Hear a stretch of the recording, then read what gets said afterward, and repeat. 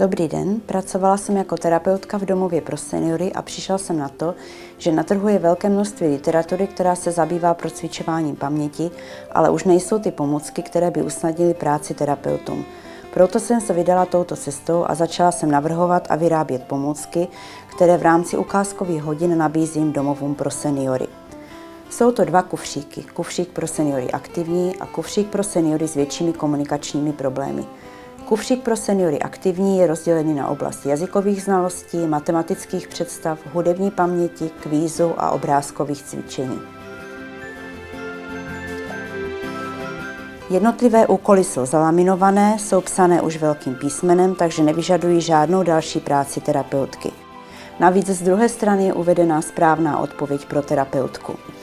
Všechny tyto úkoly jsou označené barevnými sovičkami, to proto, když si vezme terapeutka do hodiny úkoly z více oblastí, aby je potom nemusela složitě zařazovat. Stejným způsobem je zpracovaná i matematika, vidíte zase velká čísla, z druhé strany zase uvedená správná odpověď.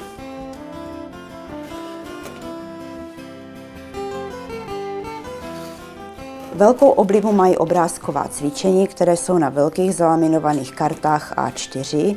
Některé obrázky, jak vidíte, jsou černobílé, některé jsou barevné, to protože někteří klienti lépe vnímají barevné věci, některé ty věci černobílé. Z druhé strany zase pro terapeutku uvedená správná odpověď. Domov, který si kufřík zakoupí, vlastně nemá nikdy konečnou verzi, protože každého čtvrt roku vzniká doplňující soubor, který se do těch jednotlivých šuplíčků už potom jenom zakládá. Druhým kufříkem je kufřík pro seniory s většími komunikačními problémy. Tento kufřík vlastně obsahuje všechny tyto krabičky, které vidíte na tomto stole. Jsou zpracovány v krabičkách proto, že vlastně jsou určeny klientům, kteří nechodí na taková hromadná sezení pro cvičování paměti, ale upřednostňují práci na pokoji, anebo je určen pečovatelkám, které s touto krabičkou chodí za jednotlivým klientem plnit individuální plán. Je tu třeba krabička rok a jeho rozdělení. Jsou tu jednotlivé měsíce v roce, dny v týdnu, tak jak jdou za sebou, klient je skládá od prosince do ledna zase zpátky, nebo se ho ptáme, co je po září, co je před létem, co je po čtvrtku, tak aby se orientoval vlastně v tom čase. Dalším souborem je soubor barvy. Jsou tu jednoduché barvy a k tomu obrázky, takže klient přiřazuje k jednotlivým obrázkům správné barvy.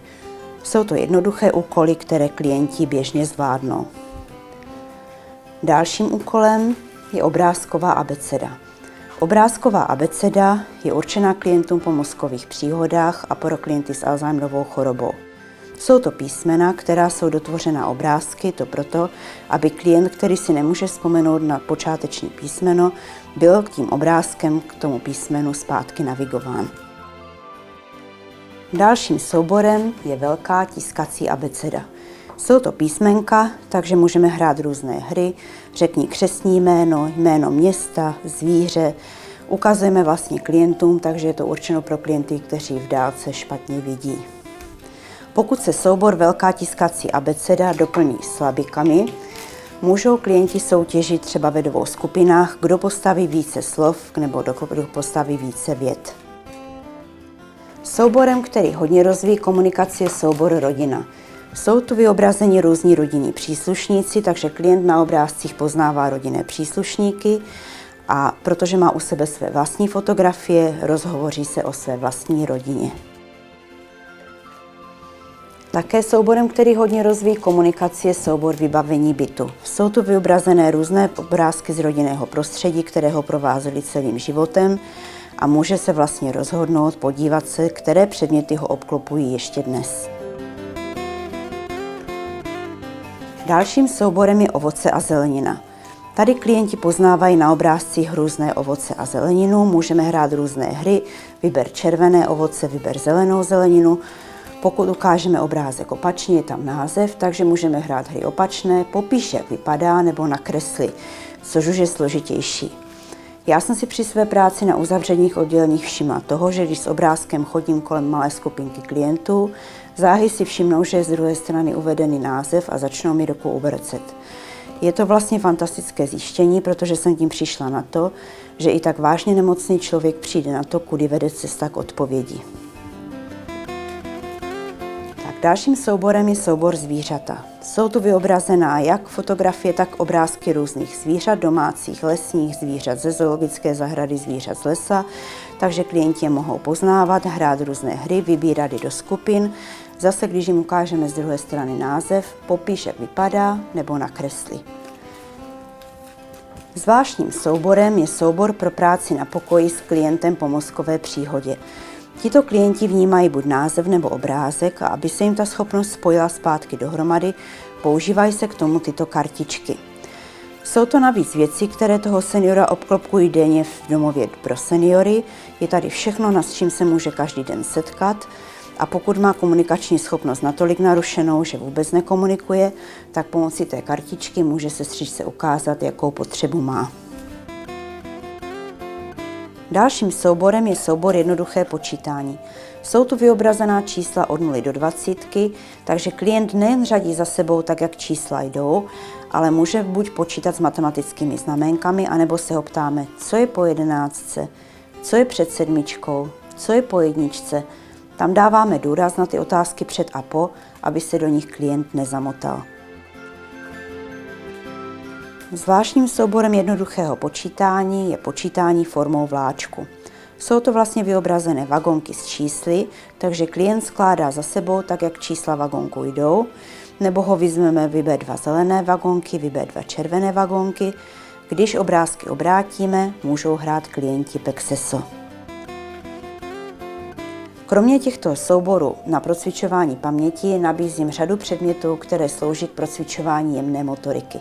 Jsou zase určené klientům, kteří nechodí do běžných ergoterapeutických dílen, jsou třeba upoutáni na lůžko a potřebují procvičovat jemnou motoriku. Je tu třeba didaktická pomůcka žebřík. Je to provlékací žebřík, jednotlivé schůdky žebříku jsou otočné, takže se snaží klient správně protáhnout dřevěnou jehlu otvorem. Na podobném principu je založené jablíčko a hruška, není tu teda dřevěná jehla, ale snaží se provléct zase na druhou stranu. Je to všechno vyrobené z odlehčeného materiálu, takže toho klienta tyto předměty nijak nezatěžují v ruce. Dále je tu domino, je to dřevěné domino, takže má velkou trvanlivost. Jsou tu jednotlivá čísla, k tomu jsou puntíky, takže vlastně klient přiřazuje ke správnému počtu puntíků čísla. Navíc je to uprostřed lomené, takže se snaží ten klient, aby ten obrázek byl správně postavený. Dalším prvkem jsou navlékací korále. Jsou to vlastně velké dřevěné korále na šňůře, která má velkou dřevěnou jehlu. Klienti se snaží vlastně navléct tyto korále. No a posledními jsou jednotlivé pucle, které jsou tvořeny buď ze 2, ze 3 nebo ze 4 dílů, od jednoduššího ke složitějším, takže se snaží složit vlastně tyto obrázky.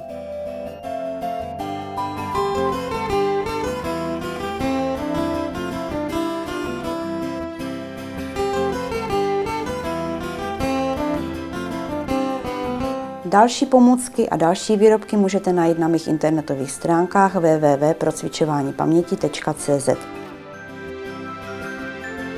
Po seznámení s těmito pomůckami obdrží zaměstnanci certifikát. V dnešní době pracuje s těmito pomůckami už tisíce spokojených klientů.